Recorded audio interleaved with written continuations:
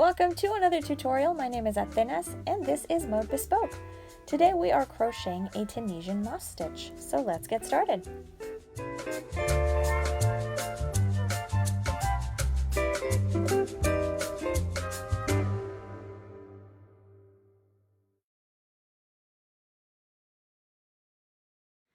So this is a stitch we are going to be crocheting today. You are going to be seeing it in a future tutorial, so please practice it. That way you're really very comfortable with it. But a couple of things about this stitch is that it is an open stitch. So it is kind of lacy, kind of mesh-y, kind of a little of both. But it is an open stitch and it is really incredibly stretchy. So it's ideal for things like mesh bags. So if you need to market bags or anything like that, I will make a tutorial for this in the future, so keep an eye out for it. But you can use this stitch to make that project. Another feature about this stitch that I absolutely love is that it is reversible. So this is what the back looks like. So it's kind of like a honeycomb stitch almost, but it's absolutely beautiful. So this is the back of the stitch. This is the front of the stitch. And if you want to change the look of it just a little bit and make it look a little bit tighter, use a smaller hook. So I'm just going to teach you how to do the stitch today, but practice it at home. Try switching up the hook size, and that way you can play around with it and see how you like the look. So for this stitch, you will need to work in odd numbers. So we're going to start with our chain. For that, we need a slip knot. So for our slip knot, we're going to yarn over like this around our fingers so that we make a loop. Now with the yarn you're going to be using, so this one, you're going to make a loop and pass it through this one right here, or you can just grab it and pinch it with your fingers, whatever is easiest. But pull the loop up, and then you're going to pull on the two threads here at the bottom to tighten up the knot. So we're going to grab our hook and then just tighten up the loop, and let's get started. So we need to chain in odd numbers. So to make a chain, you're going to yarn over. So you're going to wrap the yarn around the hook like this in the back of the hook. And then you're going to pull this loop through this bottom loop. So there is one. So yarn over and pull the top loop through the bottom loop for two. Yarn over, three. Yarn over, four. So I'll do, let's see, 5, 6, 7, 8, 9, 10, and 11. So I'm just going to use 11 here for the sample. You can make a chain as long as you want, as long as it's in even numbers. So we're going to begin by skipping this very first chain. So we're going to go into the second one to begin our cast on. So you're going to insert your hook into that second stitch, yarn over, and you're going to pull up a loop. So pull your hook out of the stitch. So we have cast on one. You're going to insert your hook into the next stitch, yarn over, pull your hook out, so just pull it through that one loop. You've cast on two. Yarn over, insert your hook into the stitch, yarn over, and pull up a stitch. So you're going to cast on and pull up a loop for every single one of the stitches of your chain. So there we go. So once you have cast on, we're going to complete a return pass. So for the return pass for this stitch, it's going to be the same no matter what row you were on. So the return pass is always the same. And for this return pass, you're going to yarn over and you're going to pull through one loop. So here's that one loop, one top loop on your hook. So we're going to yarn over and pull through that one loop. And then we're going to yarn over and pull through two. So there's 1, 2. Yarn over, pull through 2. 1, 2. Yarn over, pull through 2. 1, 2. You're going to continue this way until you have completed the entire pass. So until you've gotten all of these loops off of your hook. So it's just yarn over, pull through 2 until you have one loop left. Once you have one loop left and you've completed your return pass, you have completed a foundation row. So that's just to set us up. This does not count as the row, at least not for this little sample. So this is going to be a 2-row repeat. So once you have completed your foundation row, we're going to begin with the first row of our 2-row repeat. And the 2-row repeat is going to be for the cast on. So it doesn't include the return pass. The return pass is just its own thing. So let's begin with this first row repeat. We are going to skip this first vertical stitch. So you see all of these little vertical stitches? We're going to work into those. We're going to work into this the second one, and as you can see, it is made up of 2 threads. So it has a front thread and a back thread, like so. We're going to crochet knit stitches. So you're going to insert your hook in between the 2 threads. So right through both of those and all the way to the back. And then you're going to yarn over and you're going to pull up a loop. So we have cast on 1. So now for this next vertical stitch, so here it is, you're going to yarn over and we're going to skip it. So skip this next stitch and go into the third one, and then you're going to knit stitch. So you're going to insert your hook in between the 2 threads that make up the stitch. Yarn over and pull up a loop. And then you yarn over. We're going to skip the next stitch and go into the stitch after that. You're going to knit stitch. Yarn over and pull up a loop. And now we just yarn over, skip a stitch, insert our hook into the next stitch. Yarn over, skip a stitch, go knit stitch in the next one. And now we're here at the end. So we're going to yarn over and skip this one stitch, and we're going to knit stitch here at the very end. So the very end of the stitch you're going to see, or the very end of the row I should say, you're going to see this bottom stitch.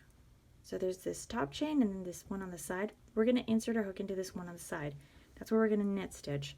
So just yarn over, you're going to insert your hook right into that stitch, and that has 2 threads. So you're going to go right behind both of those, and then you yarn over and pull up a loop. So that is the first row of our 2-row repeat. And all we have to do is complete a return pass. So yarn over, pull through 1, and then yarn over, pull through 2, yarn over, pull through 2, 2, until you complete the return pass. And pay close attention on the return pass, because sometimes some of these stitches will stick. So you'll end up pulling your yarn through 3 loops instead of 2. So just pay close attention to that. Alright, so here is what our row looks like now. So as you can see, you've got these very well defined vertical stitches. And then you have these open ones in the middle. So these open ones look like inverted V's. Those are the ones that we are going to work into. So you're going to knit stitch into the center of this V. So, yes, and I know it is an inverted V. That's where we're going to stitch. So this very first stitch is a very well-defined vertical stitch.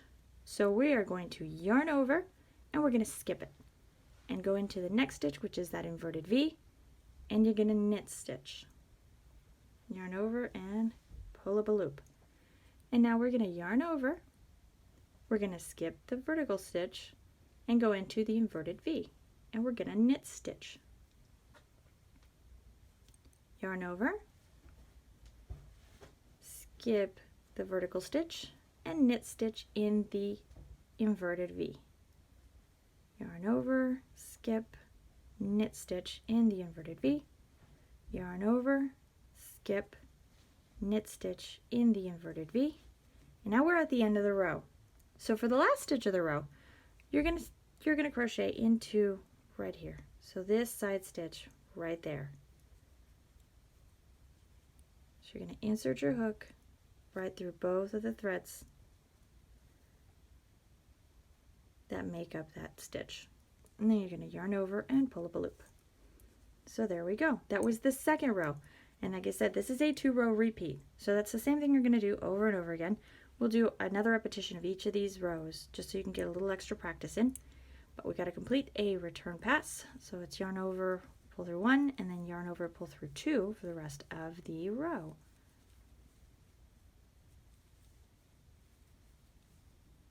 All right, there we go. Okay, so we have the 1 loop left. And that's what our work is looking like so far. So the rest of the stitching just gets really easy because all you have to do is just skip these well-defined vertical stitches and always knit stitch into the inverted V's. You just have to pay close attention to the first stitch and the last stitch of the row. So if it ends in a well-defined stitch, you're going to yarn over, skip this one, and then you knit stitch here.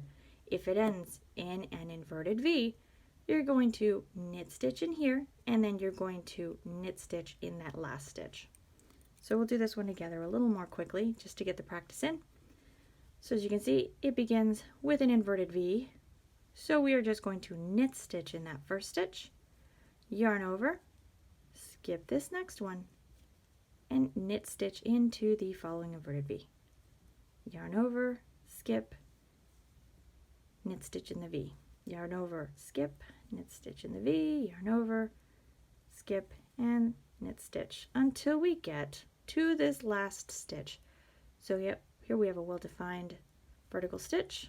We're going to insert our hook here into this very last stitch of the row to complete the last knit stitch. There we go, yarn over and pull up a loop. Now I'll just complete a return pass. Yeah.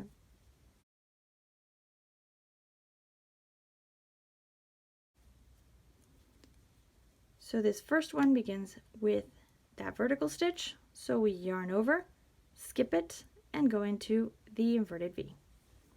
So yarn over, skip, and knit stitch, yarn over, skip, knit stitch, yarn over, skip, knit stitch, yarn over, skip, knit stitch. Because this last one, you can see, is a knit stitch, and then we have to crochet one last knit stitch into the very last knit stitch of the row.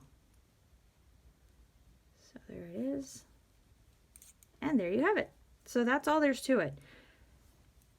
Once I complete this pass here, we'll work on the bind off, and for the bind off on this one, you can complete a single crochet bind off. I prefer to use a slip stitch, but try both, see which one you prefer. I'm going to show you a slip stitch bind off right here, which is what I just think it looks a lot more even, and it mixes, or it matches, there we go, it matches this bottom row.